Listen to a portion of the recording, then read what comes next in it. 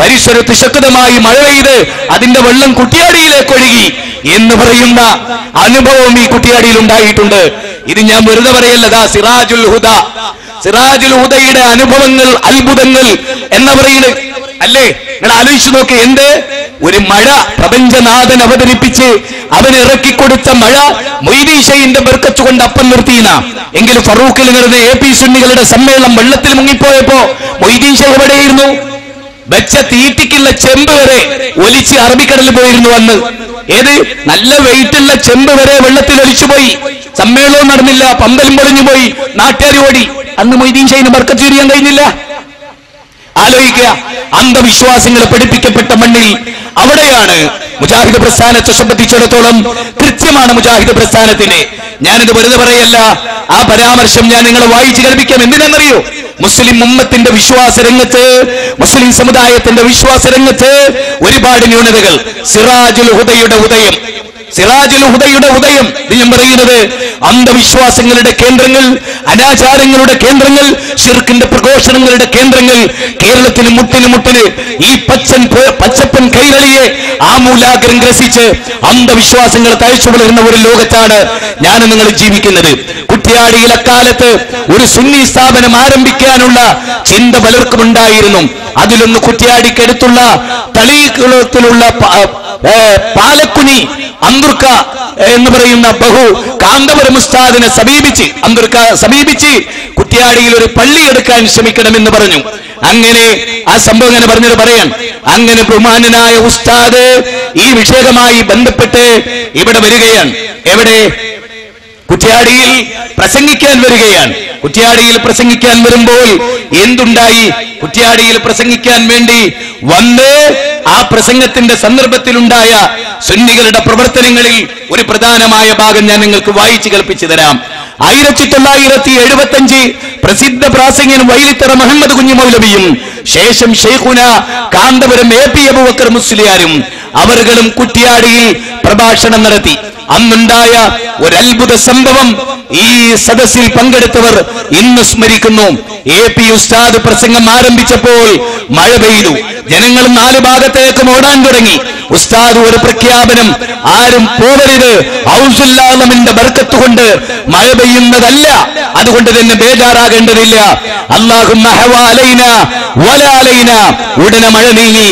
കുറ്റ്യാടിയുടെ പരിസര പ്രദേശങ്ങളിൽ കനത്ത മഴ പെയ്തുവെങ്കിലും കുറ്റ്യാടി ടൗണിൽ മാത്രം മഴ പെയ്തില്ല. പ്രസംഗം കഴിഞ്ഞ് തിരിഞ്ഞു പോകുന്നവർക്ക് കൂടുതൽ അത്ഭുതപ്പെടുത്തിയത് കുറ്റ്യാടി വിട്ടപ്പോഴാണ്. മറ്റു പ്രദേശങ്ങളെല്ലാം മഴ പെയ്ത് വെള്ളമൊഴുകിയിരുന്നു. ഇതിൽ 2 കാര്യം പ്രത്യേകം ഓർക്ക്. ഔസുല്ലാമിന്റെ ബർക്കത്ത് കൊണ്ട് മഴ നിൽക്കുന്നു പറഞ്ഞു. പിന്നെന്തിനാ ഒരു അല്ലാഹുമ്മ ഹവാലൈന വലാലൈന? ഇത് ഏതുകൊണ്ടാ നിന്നത്? അല്ലാഹുവേ മഴ കുറ്റ്യാടി നിന്ന് മാറ്റി വേറൊരു സ്ഥലത്താക്കണേ നാം പ്രാർത്ഥന മായന എങ്കിൽ ആ പ്രാർത്ഥന കേട്ട അള്ളയാണോ മഴ മാറ്റിയത്? അല്ല മൊയ്തീൻ ഷെയ്ഖാണോ? ആരാ കൂട്ടരെ നിങ്ങളെ പഠിച്ചോയെ? 975 തന്നെ നിങ്ങളെ ദയനീയതാണ്. അള്ളാനെ വിട്ടവരെ അള്ളാനെ വിട്ടോലെ മനസ്സിലായോ? ഇപ്പൊ പറഞ്ഞു എവിടെ എത്തി? കാന്തപുരം ഉസ്താദിനോട് ചോദിക്കാതെ അല്ലാഹു സുബ്ഹാനഹു വ തആല ഇനി ഒന്നും ചെയ്യൂല എന്നാ. ഞാൻ വെറുതെ പറഞ്ഞല്ല, മൊയ്ലിയാർ പ്രസംഗിച്ചതാ. മുഹമ്മദ് അഹ്സനി എന്ന് പറയുന്ന പകരക്കാരൻ, അയാൾക്ക് പകരം വെക്കാൻ ലോകത്ത് വേറൊരാളുമില്ല. ആ ജാതി അസാധനം. സഹോദരങ്ങളെ, ആ മുഹമ്മദ് അഹ്സനി അയാൾ പറയുന്നുണ്ട്, അല്ലാഹു സുബ്ഹാനഹു വ തആല ആകാശഭൂമികളുടെ നാഥൻ. നോക്കണം നിങ്ങൾ, 13 ലക്ഷം ഭൂമി ഒതുക്കി വെക്കാൻ വ്യാപ്തിയുള്ള സൂര്യനെയും ആ സൂര്യന്റെ 10 ഇരട്ടി വലുപ്പമുള്ള നക്ഷത്രങ്ങളെയും 10,000 കോടി നക്ഷത്ര കുടുംബങ്ങൾ ഉൾക്കൊള്ളുന്ന നക്ഷത്ര പ്രപഞ്ചത്തെയും എല്ലാം സൃഷ്ടിച്ച ഈ അണ്ഡകടാഹത്തിന്റെ നാഥൻ, ആ നാഥനെ ഈ കാന്തപുരത്തിനോട് ചോദിച്ചിട്ടാണ് അത്രേ എന്തും ചെയ്യേണ്ടത്. എന്തൊരവസ്ഥയാണ്! വിശ്വാസത്തിലെ പിഴവുകളെ ട്രീറ്റ്മെന്റ് നടത്താനാണ് സലഫി പ്രസ്ഥാനം. വിശ്വാസരംഗത്തെ വ്യതിയാനങ്ങളെ മുച്ചൂടും തൂത്തുവാരിയ പാരമ്പര്യമാണ് മുജാഹിദ് പ്രസ്ഥാനത്തിൽ. അധ്യക്ഷ പദത്തിലിരിക്കുന്ന KM മൗലവിയുടെ, അതുപോലെ അധ്യക്ഷ പദത്തിലിരിക്കുന്ന KM മൗലവിയെ കുറിച്ചാണ് ഒരാള് സമാരാധ്യനായ അധ്യക്ഷൻ എന്ന് ഉപയോഗിച്ചത്. ഉടനെ തന്നെ എഴുന്നേറ്റ് KM മൗലവി പറഞ്ഞ വാക്ക് പിൻവലിക്കണം. സമാരാധ്യൻ എന്ന പദം ഒരു മുജാഹിദിന് ഉപയോഗിക്കാൻ പറ്റില്ല. കാരണം അദ്ദേഹത്തെ പോലെ ആരാധിക്കാൻ തുല്യരായി വേറൊരാളില്ല എന്നാണ്. സമാരാധ്യനായ എന്ന പദം അഭിവന്ദ്യനായ എന്നും നമ്മൾ ഉപയോഗിക്കാറുണ്ട്. എന്താ പദത്തിന്റെ അർത്ഥം? വന്ദിക്കാൻ, ആരാധിക്കാൻ, വിനയപ്പെടാൻ, പൂജ നടത്താൻ അർഹനായ ഒരു വ്യക്തി ഇതാണ് എന്നാ മലയാള പദത്തിന്റെ അർത്ഥം. സഹോദര, ആ പദം ഉപയോഗിച്ചപ്പോൾ പോലും ചാടി എഴുന്നേറ്റ് തിരുത്തിയ സലഫികളുടെ പാരമ്പര്യമാണ് മുജാഹിദ് പ്രസ്ഥാനത്തിന്റെ പാരമ്പര്യം. ഇന്ന് ചിലർക്ക് എന്താ തൗഹീദ് അറിയില്ല, എന്താ ശിർക്ക് അറിയില്ല, എന്താ പ്രാർത്ഥന അറിയില്ല, എന്താ ഇബാദത്ത് അറിയില്ല, എന്താ മലക്ക് അറിയില്ല, എന്താ ജിന്ന് അറിയില്ല, എന്താ ഭൗതികം അറിയില്ല, എന്താ ഭൗതികം അറിയില്ല, എന്താ ദൃശ്യം അറിയില്ല, എന്താ ദൃശ്യം അറിയില്ല. ഉമർ മുലൈ പറഞ്ഞ പോലെ കാഫിറാണെന്നിട്ട് സമ്മതിക്കില്ല, മുസ്ലിമായിട്ട് ജീവിക്കില്ല എന്ന് പറഞ്ഞ പോലെ മുജാഹിദാണ് എന്ന് പറയുകയും ചെയ്യും, പഠിക്കുകയുമില്ല. പാരമ്പര്യമായി കിട്ടിയ കുറെ പൊട്ടപ്പോയത്തങ്ങൾ മനസ്സിൽ വെച്ച് നടക്കുകയും ചെയ്യും.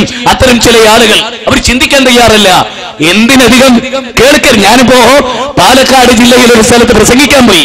കഴിഞ്ഞ 3 ആഴ്ചകൾക്ക് മുമ്പ് അത്ഭുതകരമായ ഒരു സംഭവം ഉണ്ടായി. അങ്ങ് സൗദിയിൽ നിന്നൊരു മുജാഹിദ് ബാപ്പ അയാൾ വിളിച്ചിട്ട് മോനോട് പറയാണ്, നീ ഇവിടെ ഈ നാട്ടിൽ നിന്ന് മുജാഹിദ് ബാലിശ്ശേരി പ്രസംഗിക്കാൻ വരുന്നു എന്ന് കേട്ടു.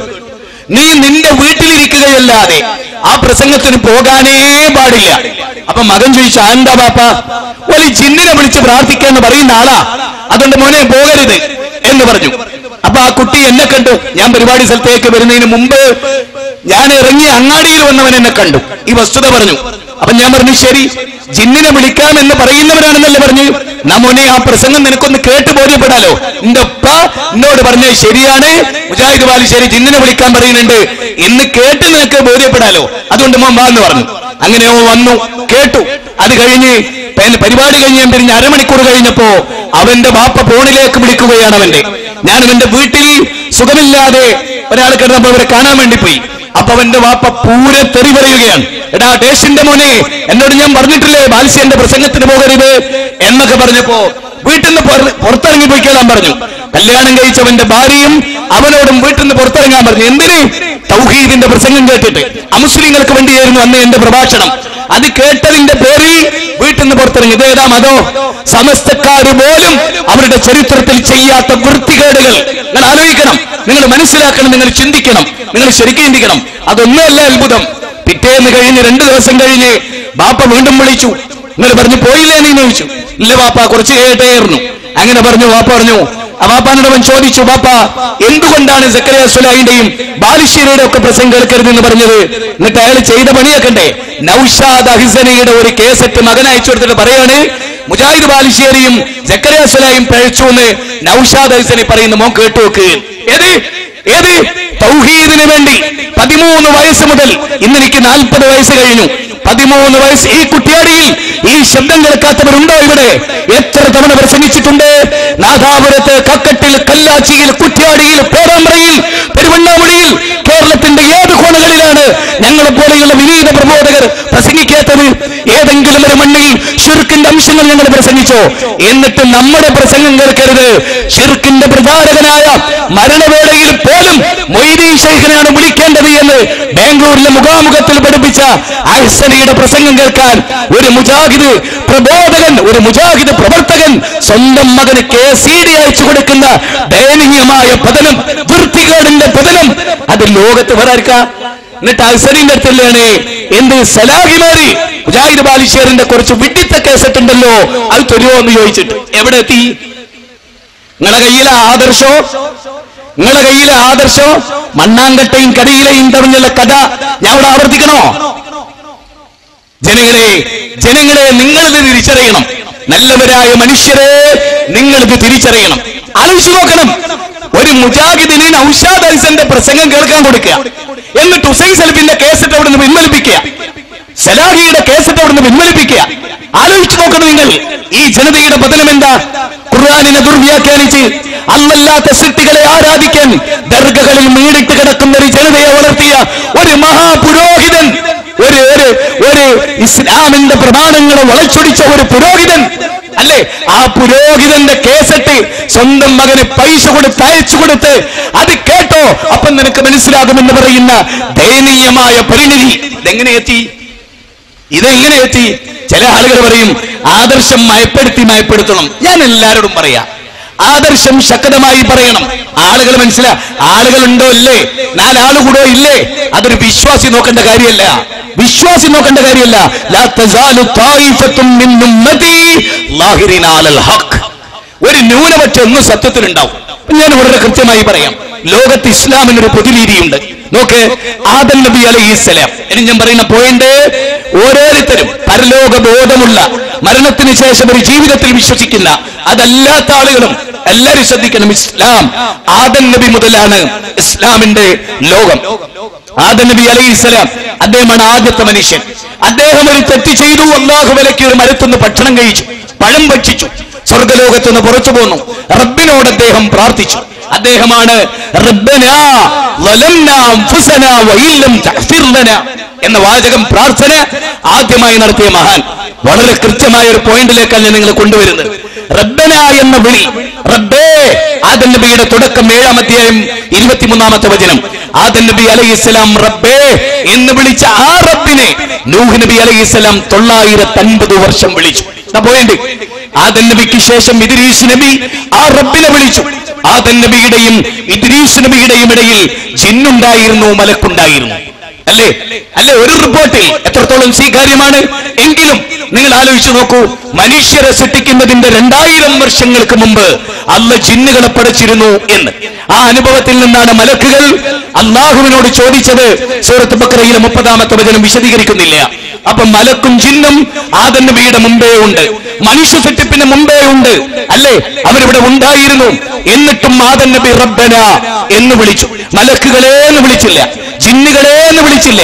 ആദം നബി അലൈഹിസ്സലാം കാര്യകാരണ ബന്ധത്തിനതീതമായി അഭൗതികമായ മാർഗത്തിൽ രക്ഷയുടെ ശിക്ഷയുടെ കേന്ദ്രമായി അല്ലാഹുവിനെ കാണുകയും ആ ഗുണലബ്ധിയുടെയും ദോഷബോധത്തിന്റെയും അവസ്ഥകൾ മനസ്സിലാക്കി റബ്ബിനോട് മാത്രം റബ്ബന എന്ന ദുആ, പ്രാർത്ഥന, അത് ആദം നബി അലൈഹിസ്സലാം അല്ലാഹുവിനോട് മാത്രം നടത്തി. അതെ, മലക്കുകൾ ഉണ്ടായിരുന്നതിന് മുമ്പ് ഔലിയാക്കളില്ല, അമ്പിയാക്കളില്ല. ആദം നബി ആദ്യത്തെ മനുഷ്യനാണ്. ആദം നബി അലൈഹിസ്സലാം ജിബ്രീലിനെ വിളിച്ചില്ല, ആദം നബി അലൈഹിസ്സലാം ജിന്നിനെ വിളിച്ചില്ല. ആദം നബി പ്രാർത്ഥിച്ചത് റബ്ബിനോടാണ്. ഒന്ന്, ഇദ്രീസ് നബി വന്നു, അദ്ദേഹവും വിളിച്ചത് റബ്ബന എന്നതാണ്. ആദം ഇദ്രീസോട് നൂഹും എന്ന് നമ്മൾ പാടുന്ന പാട്ടില് ആ നൂഹ് നബി അലൈഹിസ്സലാം 950 വർഷം ഈ ലോകത്ത് അദ്ദേഹം ജീവിച്ചു. അദ്ദേഹം വരുന്ന കാലഘട്ടത്തിൽ അതെ, ഈ 5 മഹാന്മാരെ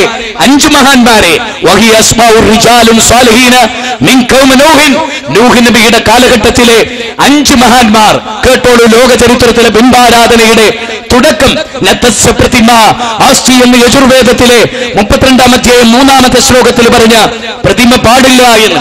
ഇന്നു മുതൽ പ്രതിമ ആരംഭിച്ചു, ഇന്നു മുതൽ ബിംബാരാധന തുടങ്ങി. നോഹ പ്രവാചകന്റെ ആ കാലഘട്ടത്തിലെ 5 മഹാന്മാർ, അവരുടെ മഹത്വം, അവരുടെ ആദർശം, അവരുടെ ആശയം എല്ലാം ശരിയായിരുന്നു. അവർ സ്വാലിഹീങ്ങളായിരുന്നു, നല്ല മനുഷ്യരായിരുന്നു. അവർ 5 പേരും മരിച്ചപ്പോ ആ പിശാച് അവരിലേക്ക് വഹി നൽകി.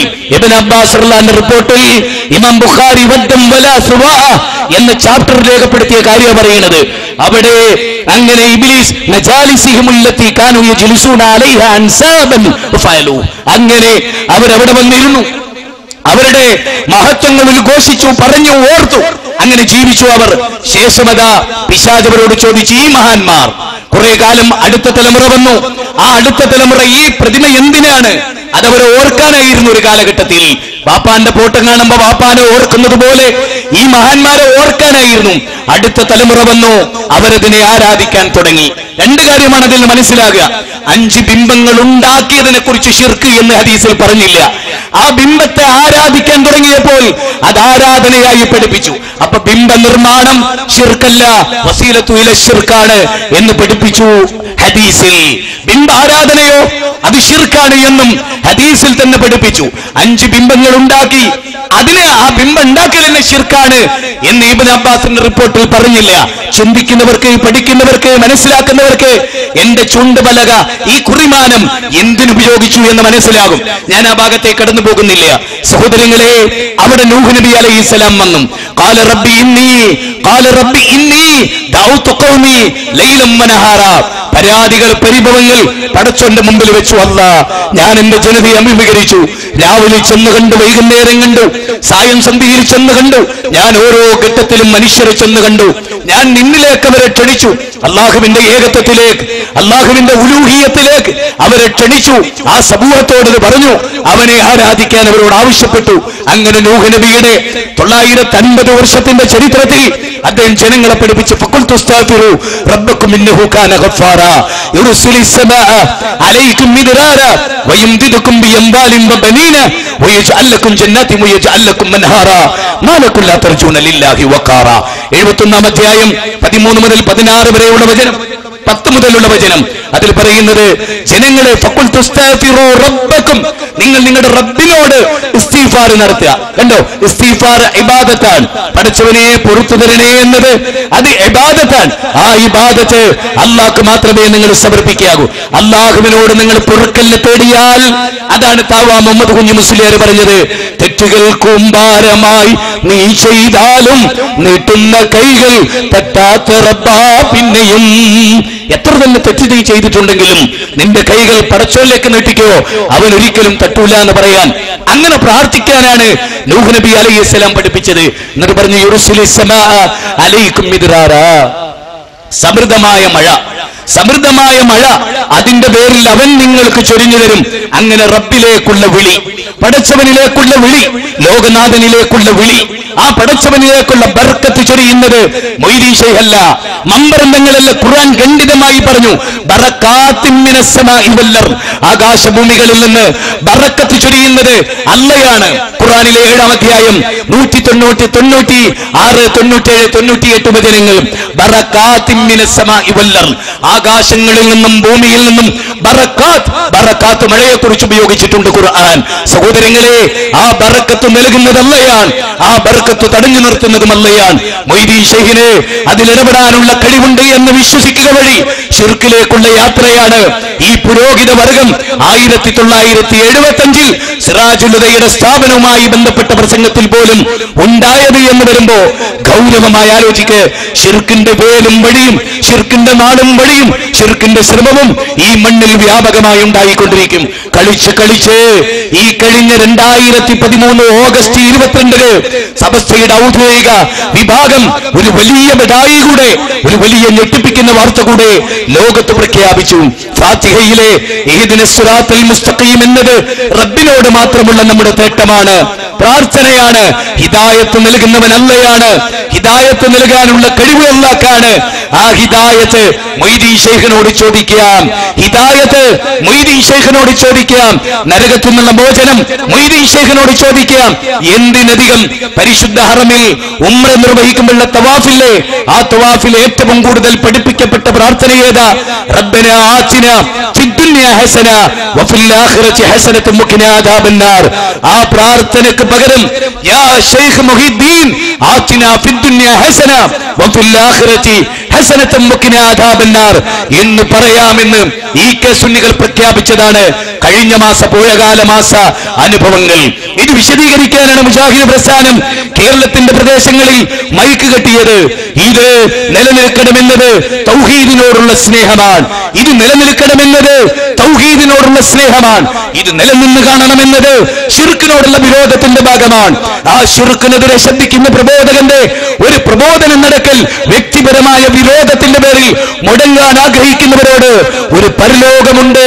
വലഖദ് ജീതുമുനാ ഫുറാദാ കമാ ഖലഖനാകും അവ്വല മറ, വലഖദ് ജീതുമുനാ ഫുറാദാ കമാ ഖലഖനാകും അവ്വല മറ, വലഖദ് ജീതുമുനാ ഫുറാദാ കമാ ഖലഖനാകും അവ്വല മറ വഇൻ മിൻകും ഇല്ലാ വാരിദുഹാ കാന അലാ റബ്ബിക ഹത്മൻ മഖദിയ. വിശുദ്ധ ഖുർആൻ 19-ാം അധ്യായം 71-ാമത്തെ വചനം. വിശുദ്ധ ഖുർആൻ മനുഷ്യരെ പഠിപ്പിച്ചിട്ടുള്ള കാര്യമാണ്. ഒറ്റക്കൊറ്റക്ക് പടച്ചവന്റെ മുമ്പിൽ നിൽക്കേണ്ടി വരും, അന്നാരുണ്ടാവില്ല. അതുകൊണ്ട് ഇസ്ലാം ഒന്നാമത്തെ കാര്യം പറയുന്നത് അല്ലാഹയല്ലാതെ ആരാധനക്കർഹനില്ല. ആരാ അല്ലാഹ്? ആരാ അറബിയിൽ പറയുന്ന അല്ലാഹ്? ലോകത്തിന്റെ സൃഷ്ടാവ്, ലോകരുടെ സൃഷ്ടാവ്. ഇസ്ലാമിന്റെ ഒരു പ്രത്യേകത എന്താണെന്നറിയോ? ഖലഖസ് സമാവാതി ബിഗൈരി അമദിൻ തറൗനഹാ. എന്തായിരുന്നർത്ഥം? ഖലഖസ് സമാവാതി ബിഗൈരി അമദിൻ തറൗനഹാ. അവലംബങ്ങളില്ലാതെ ആകാശത്തെ നാട്ടു നിർത്തിയവൻ അല്ലാഹ്. നോക്ക്, ആ പദപ്രയോഗന്റെ ബഹുമാനരായ ഹൈന്ദവ സഹോദരങ്ങളൊന്ന് ചിന്തിച്ചു നോക്ക്. അവലംബങ്ങളില്ലാതെ ആകാശത്തെ നാട്ടു നിർത്തിയവനല്ല. അപ്പൊ ആകാശം സൃഷ്ടിച്ചവനാണല്ല, അല്ലാതെ ആകാശം ഉണ്ടായി, ഭൂമി ഉണ്ടായി, കുറെ കാലം കഴിഞ്ഞ് ഏതോ ഒരു രാത്രിയില് ഏതോ ഒരു അമ്മയുടെയും അച്ഛന്റെയും ഏതോ ഒരു ഉമ്മയുടെയും ഉപ്പയുടെയും മകനായി ജനിച്ച ഒരാളെ ദൈവം എന്ന് പഠിപ്പിക്കല്ല ഇസ്ലാം ചെയ്ത്. മറിച്ച് ഇസ്ലാം ആകാശത്തെ സൃഷ്ടിച്ചവനാരാ? അവനാ ദൈവം. ഭൂമിയെ സൃഷ്ടിച്ചവനാരാ? അവനാ ദൈവം. ഈ പ്രപഞ്ചത്തെ സംവിധാനിച്ചവനാരാ? അവനാ ദൈവം. അവനെ ആരാധിക്കേണ്ടത്, അവന്റെ മുമ്പിലാ പ്രണാമം സമർപ്പിക്കേണ്ടത്.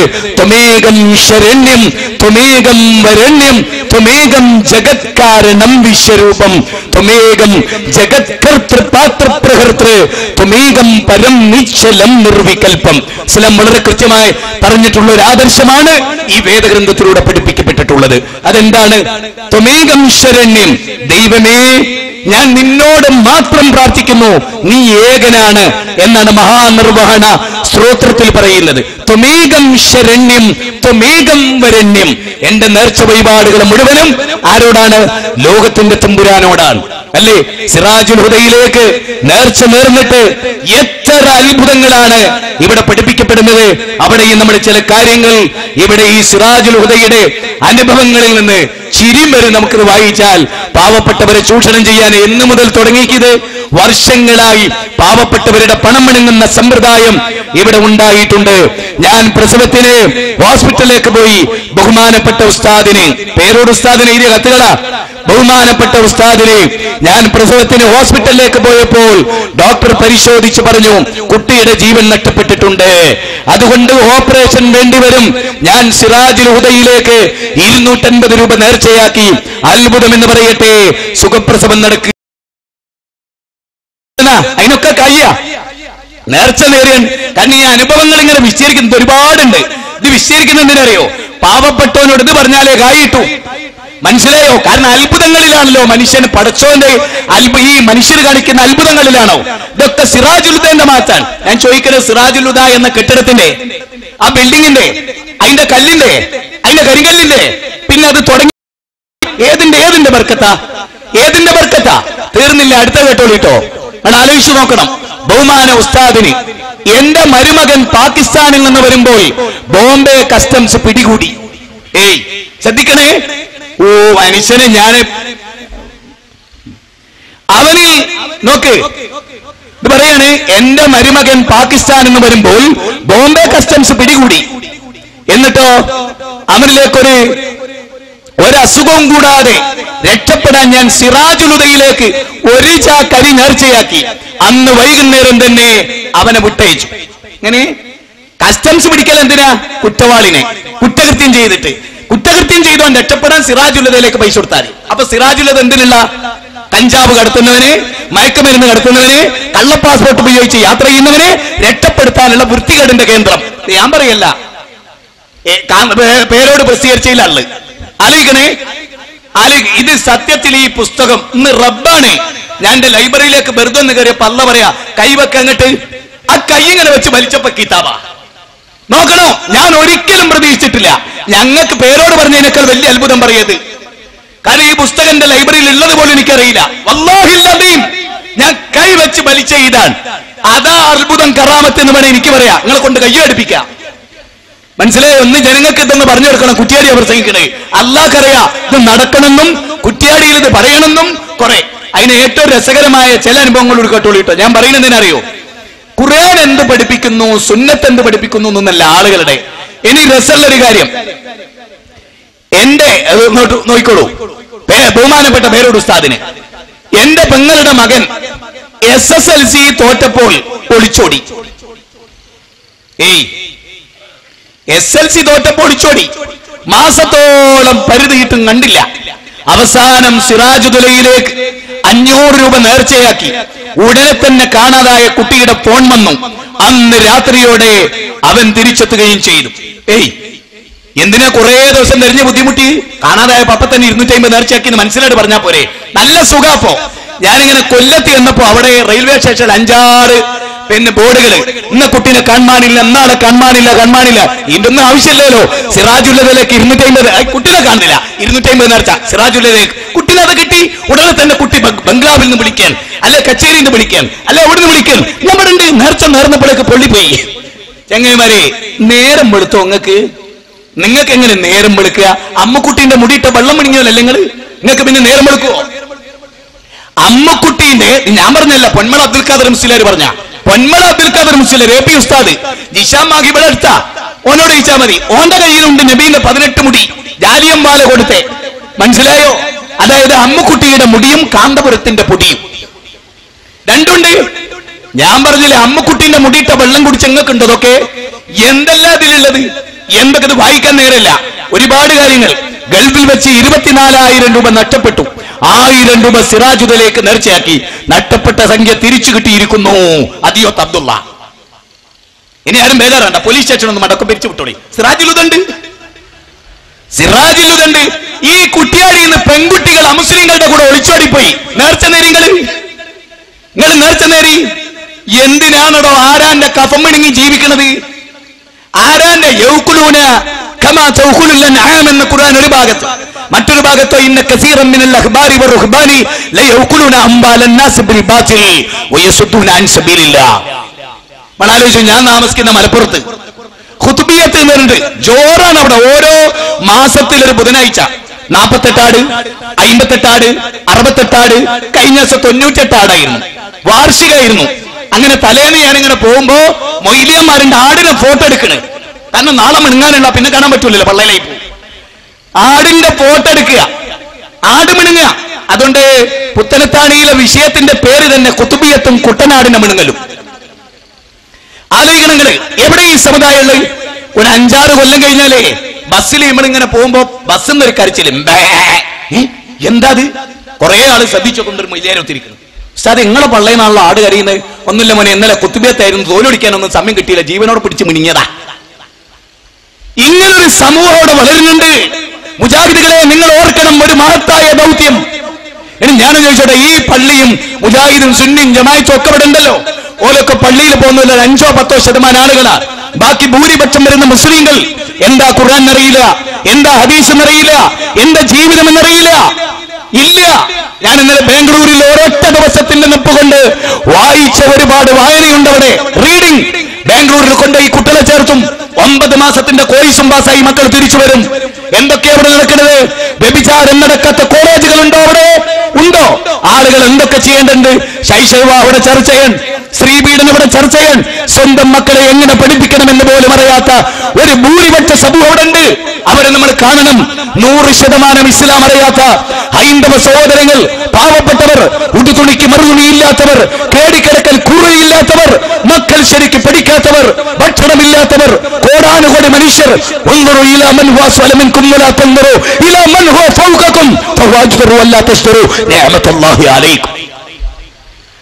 നിങ്ങളിൽ താഴെയുള്ളവരിലേക്ക് നോക്കാൻ പഠിപ്പിക്കപ്പെട്ടു. സുന്ദരമായ ഒരു ദാവത്ത്. ബാലനോട്, ഭാസ്കരനോട്, സുരേന്ദ്രനോട്, ദേവദാസിനോട് പറയാൻ നമുക്ക്, മോനെ ബാല, സുരേന്ദ്ര, ദേവ, ആകാശഭൂമികളെ സൃഷ്ടിച്ചൊരു നാഥനുണ്ട് കേട്ടോ, അവനെയാണ് ആരാധിക്കേണ്ടത്, അവനെയാണ് വിളിച്ചു പ്രാർത്ഥിക്കേണ്ടത് എന്ന് കൃത്യമായി പഠിപ്പിക്കുന്ന ഒരു പ്രത്യേകമായി. നോക്ക്, ആദം നബി അലൈഹിസ്സലാമിനെ പറ്റി ഞാൻ പറഞ്ഞല്ലോ. ആദം നബി മുതൽ മുഹമ്മദ് നബി വരെയുള്ള 1.25 ലക്ഷത്തോളം അംബിയാ മുർസലീങ്ങൾ. നോക്കൂ ഒരു വഴി. ആ വഴിയും നോക്കൂ. ആദം നബി ഏതൊരു റബ്ബിനോട് പ്രാർത്ഥിച്ചുവോ? നൂഹ് നബി ആ റബ്ബിനോട്. അല്ലാതെ നൂഹ് നബിയുടെ ശേഷം വേറൊരു പ്രവാചകൻ നൂഹ് നബിയോടല്ല, നൂഹ് നബിയുടെ മഹാനായ നൂഹ് നബിയോടല്ല, ലൂത്ത് നബിയോടല്ല, അതല്ലെങ്കിൽ യാഖൂബ് നബിയോടല്ല, അയ്യൂബ് നബിയോടല്ല, അലിയസൈനോടല്ല, ദുൽഖിഫ്ലിയോടല്ല, ലുക്മാനുൽ ഹക്കീമിനോടല്ല, മഹാന്മാരോടല്ല, ലോകത്തിന്റെ സിട്ടാവിനോട്. ഇസ്ലാമിന്റെ ഒരു പ്രത്യേകത, 60 വയസ്സ് കഴിഞ്ഞ ഒരു ദൈവം മരിച്ചാൽ പിന്നെ വേറൊരു ദൈവത്തിലേക്ക്, ആ ദൈവം മരിച്ച അടുത്ത ദൈവത്തിലേക്ക്. ഇതല്ല ഇസ്ലാമിന്റെ പ്രശ്നം. ഇസ്ലാം ആദം നബി ഏതൊരു റബ്ബിനെ ആരാധിച്ചുവോ ആ റബ്ബിനെയാണ് കുറ്റിയാടിയിലെ ഈ പള്ളിയിലെ മുജാഹിദുകൾ ആരാധിച്ചു കൊണ്ടിരിക്കുന്നത്. ഈ പള്ളിയിലെ മുജാഹിദുകൾ ആരാധിക്കുന്നത് നൂഹ് നബി വിളിച്ച റബ്ബിനെയാണ്, ലൂത്ത് നബി വിളിച്ച റബ്ബിനെയാണ്. ഒരു സായി ഭക്തന് പറയാൻ കഴിയില്ല ഇത്, ഒരമ്മ ഭക്തന് പറയാൻ കഴിയില്ല ഇത്, ഒരു രവിശങ്കരനെ ആരാധിക്കുന്നവർക്ക് പറയാൻ കഴിയില്ല ഇത്, ഒരു രാമഭക്തന് പറയാൻ കഴിയില്ല ഇത്, യേശു ക്രിസ്തുവിനെ ആരാധിക്കുന്നവർക്ക് പറയാൻ കഴിയില്ല. നൂറ്റാണ്ടുകളുടെ സഹസ്രാബ്ദങ്ങൾക്കിടയിൽ അനവധി ദൈവങ്ങൾ ആരാധിച്ചവർ, ആ ദൈവങ്ങൾ അടിമകൾ ജീവിച്ചിരിക്കെ, ഭക്തന്മാർ ജീവിച്ചിരിക്കെ ദൈവം മരിച്ചുപോയവർ, അന്തം തമഹ പ്രവിശന്തിയെ സംപൂത്യമുപാസത്തെ തദോബുയ ഇബദേ യഹു സംപൂത്യാമൃതഃ. ഈശാവാശുപനിഷത്തിന്റെ 12ാമത്തെ ശ്ലോകം. ദൈവത്തെ വിട്ട് ലോകത്തിലെ ഏതെങ്കിലും ഒരു സൃഷ്ടിയെ ആരെങ്കിലും ആരാധിക്കുന്നുണ്ടെങ്കിൽ അവൻ ഘോരാന്ധകാരമായ നരകത്തില. പറയൂ പ്രവാചകരെ, ഞാൻ എന്റെ റബ്ബിനോടല്ലാതെ പ്രാർത്ഥിക്കുകയില്ല. നോക്ക്, പറയൂ പ്രവാചകരെ, ഞാൻ എന്റെ റബ്ബിനോടല്ലാതെ പ്രാർത്ഥിക്കുകയില്ല.